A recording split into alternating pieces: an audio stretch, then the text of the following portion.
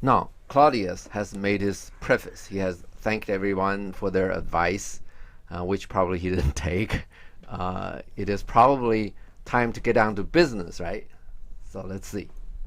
Now follows that. So this is still Claudius talking, right? Yeah. Yeah, go ahead. Now follows that young Fortinbras, holding a weak supposal of our worth. Okay. Okay. Okay. He's saying that the young Fortinbras holding a weak supposal of our worth. So what he's saying is Fortinbras. Now we're talking about young Fortinbras, right? The Fortinbras thinking that they're weak, right? Mm-hmm. What do you think? Is he true or not? No. Well, you don't know that. He's Claudius saying that this enemy, his enemy, he's saying bad things about the enemy, right? Yeah. Because he's saying Fortinbras now is looking down on us, Uh-huh. and he is he's saying bad things about the enemy. Uh-huh. And is that trustworthy or not? No. Okay. Typically, when somebody's saying good things about the enemy or saying bad things about themselves, those are trustworthy statement, right? When you say bad things about your enemy, is pretty much it's just of course, right?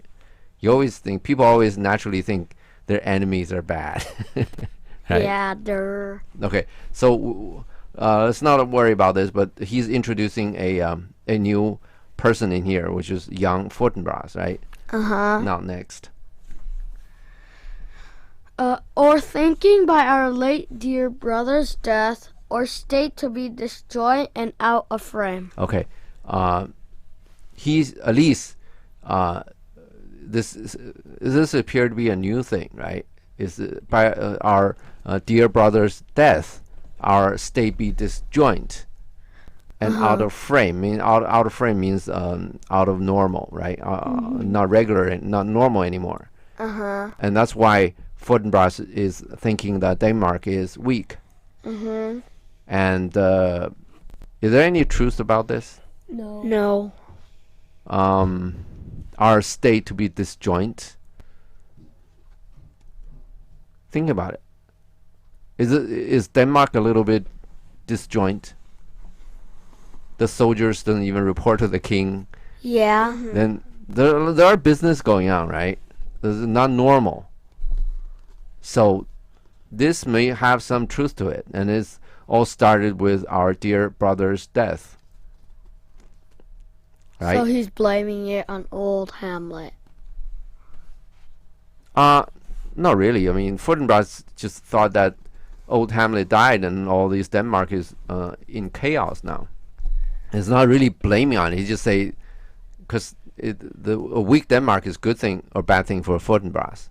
Good thing. Yeah, so he's going to take advantage of this, right? Uh-huh. Yeah, now let's go. Colleagued with the stream of his advantage. Okay, now he's thinking about this colleague means do you know colleagues mean? No. We're all colleagues in this. We're doing Leaders. No, colleagues like you work together, people you work together. Oh. We're in colleagues in this Hamlet thing, and you guys are making the video, right? I'm not making that, but I'm doing the talking and you know. Yup. Yeah. So we're colleagues, right? Yup. We're working together. Yup. So all of those things, weak Denmark, colleague, work together, right? With his dream of his advantage. So he's thinking Denmark is weak, but Fortinbras is thinking that he got advantage. Let's read a little more. He hath not failed to pester us with the message. Okay, now, so Fortinbras hasn't been quiet, right? He's been sending messages. Let's go. Let's see what messages are. Importing the surrender of those lands lost by his father. Okay. So he wants those lands back, right? Yeah. So Fortinbras hasn't been quiet. He's been sending messages, say, I want those lands back. Uh-huh. Yeah? So Yep. yeah. Okay. Next. With all bonds of law to our most valiant brother, So much for him. Okay. Now, he's still saying those lands are legally gained by old Hamlet, right? What is this so much for him? Thank you for the land. Yeah, so much for him. So there's nothing much in there, right? Just so much for him. There's nothing. Okay, we're not going to give it back. Yeah. Okay. Next. Now for ourselves and for this time of meeting, thus much the business is. Okay. So we're really getting down to business, right? For this meeting, now it's a business. Go on. We have here writ to Norway. Okay, now, writ. What is a writ? Wrote. Written, actually. So it's like a letter they have written already. No, we're just talking about the word. It's like a hid. You understand this? Yep. It was hidden. Now this is, you can say hid, right? And then writ is just another way of saying written. And now we don't use that anymore, right? We just say written. So when we use the word writ, is normally for some kind of order. Do we go over this? We probably did, right? No. No, okay. Writ is normally used as an order, but here is still, Old English. This is something writing. In those days, a paper are very expensive. What kind of things do they write on? They don't have papers, right? When did paper come about? Sheep's leather stuff. Sheepskins, right? Sheepskins. By the way, let me finish my thought. When did paper come about? When people started harming nature. Okay, all right. Well, I don't know about you cut down trees and you plant more. But anyway, let's not do that argument here, okay? But when does paper come about? I don't know. About 1800s, okay? This after this time. And Abby just says sheepskins, right? How do you know that? No, it's Ha- cow have you- skins. It's cow skins. Yeah, or cow skins. Have you seen any sheepskins? Yes. Yeah. In Washington. What's on it? Library What's written on of it? Congress. Ink. No. black stuff. What's the content? Words are written on. You remember the document that you've seen? Yes. What is it? What is it called? I have no idea. It's called it's called a big paper, Magna Carta. You remember what's on it? What's written on it? Yeah, really small letters I cannot even see. But it's readable, right? That's No. it. It's really dark, and it's the sheepskin is kind of. Is that sheepskin or cow skin? It's cow skin. Okay. Or cattle skin. Cattle skin. Okay. I don't remember what it is, but if you have enough light, you can still read it, right? That's the Magna Carta that was signed by King John. Actually, before this time, it's 1215 or something. I don't remember, but it was a document to limit the power of King John, and King John signed it. Basically, the document says you cannot do this, you cannot do this, you cannot do this. This is none of your business. This is none of your business. You cannot order us to do this. That kind of a document. I will not sign it if I was King John. Right. Then why King John signed it? Because he felt like it. And he didn't want to read it. So Well, he he's didn't probably forced into it. So he'll And play is it a with good it. thing or bad thing that you limit the power of kings? No. So Yeah. kings should have more power. No, kings No, should have less she- power. Why? So we could have the freedom to do anything we want. Right. When the king, let's not go that far. But anyway, when the king has less power, that means people got more power to decide what they're gonna do, right? Yeah. Do you think that? Because the king in those days are educated, and the people are pretty much just farmers, and they don't get any education. Do you think the king can make better decisions for people, or the people can make better decisions for themselves? The king. The king can make better decisions for the. They're educated. That's what you think, right? What do you think? Maybe the farmers. Yeah, though I think at least the history shows that even people are not educated, they make better decisions for themselves. Okay, then I think different now. And even the educated people, you've seen the educated people. You've seen Horatio doing that thing, right? Yeah. Yeah. And when they were saying like, why do you need a ghost to tell us all this, right? Uh-huh. And Horatio was saying, whatever the Roman, the Roman, Sheeted dead. right? The sheeted that come out the Squeak and grave gibber, tenantless, gibber on the Roman streets. and that's just BS, right? Because he's repeating all that, right? Repeating his thing. He's not making the point. Why do we need a ghost to come here and tell us that, right? Okay. Where are we? Who? Impotent and bedridden scarcely. Okay. He is. Who is who? A Fortinbras. Ready? Yeah. Look at your. Who is who? What's the word before who? Fortinbras. Is that the word before who? Young Fortinbras. Yeah. No, the word before who, right? The word right before who? Yeah, young Fortinbras. Young Fortinbras. And then a line who. Impotent and really? bedridden. Yeah. What does yours say? Here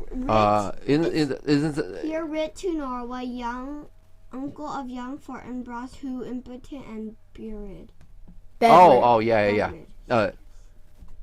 wanna Okay, yeah. You all right. I take your point. Okay. We're talking about uncle of young Fortinbras. Okay, the who is really uncle of young Fortinbras. But I take your point. Okay, it's okay. They got this writ, right? Is to Norway, right? And now the next part of it is that they're trying to tell you what's the relationship between Norway and Fortinbras, right? Very bad. No. His uncle. They're related. Uh-huh. Okay. Now, okay. He's not talking about young Fortinbras. Okay, he's talking about uncle of young Fortinbras, who is impotent and bedridden. Who's impotent? What is impotent? What is They're just impotent? so weak and no power. He got, sort of he can't have sex. That's just or whatever. offending What? that person. No, this is the point. He's bedridden means he stay in bed. He cannot even get out of bed. Now, he's again saying bad things about his enemy, right?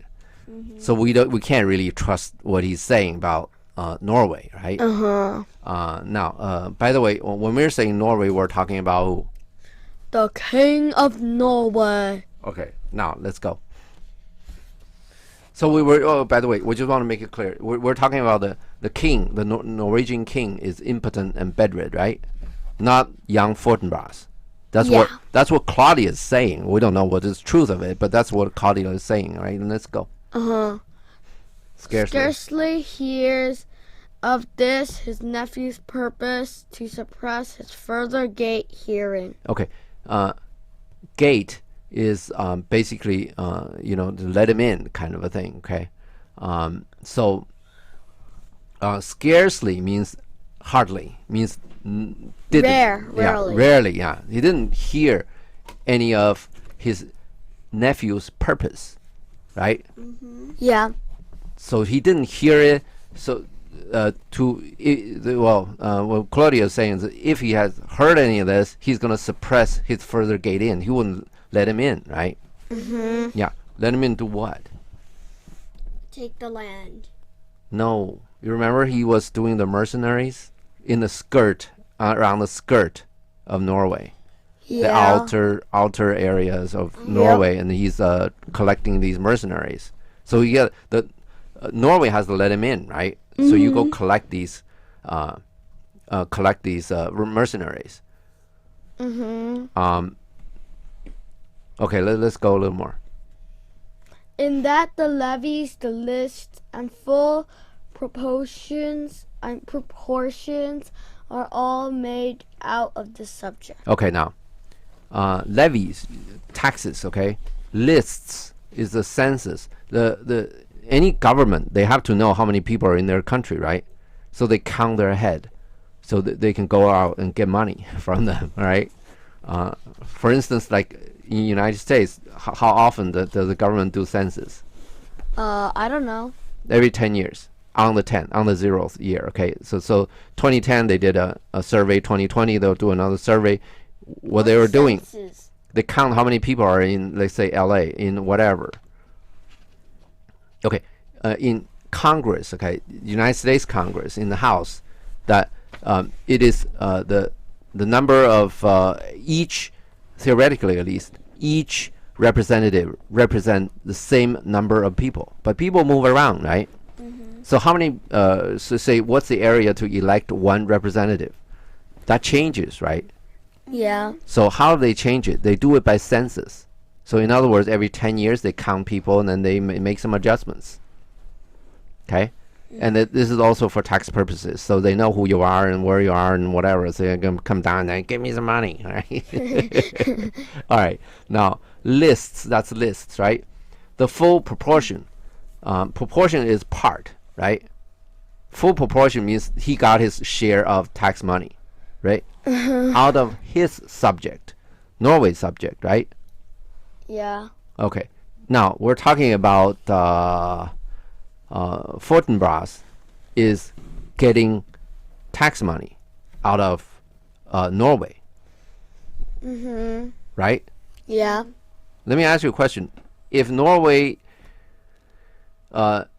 didn't allow this, could Fortinbras have done that? No. So even as we don't know anything about this, we just hear Claudius talking about it, right? So at least Yeah. when Claudius talking about it, there's some problem with this. He was saying that this guy is bedridden, didn't know anything, whatever.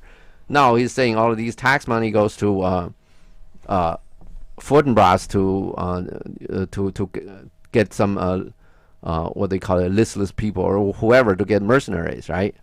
Let's go a little more. And we here dispatch you, good Cornelius, and you, Voltand, forbearers of this greeting to old Norway. So now he's sending somebody to see Norway, right? You got no problem about this, right? This is very straightforward. Yeah. Next. Giving to you no further personal power to business with the king more than scope of these dialed articles allow. Okay. Dilated, right? Dilated. Okay.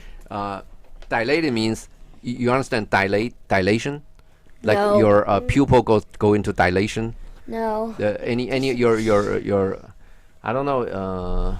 Anyway, dilation means go bigger, grow bigger. Like when you go into dark, right? Your pupil go bigger. So we say your pupil dilates, right? No. Okay. There's another word called dilate.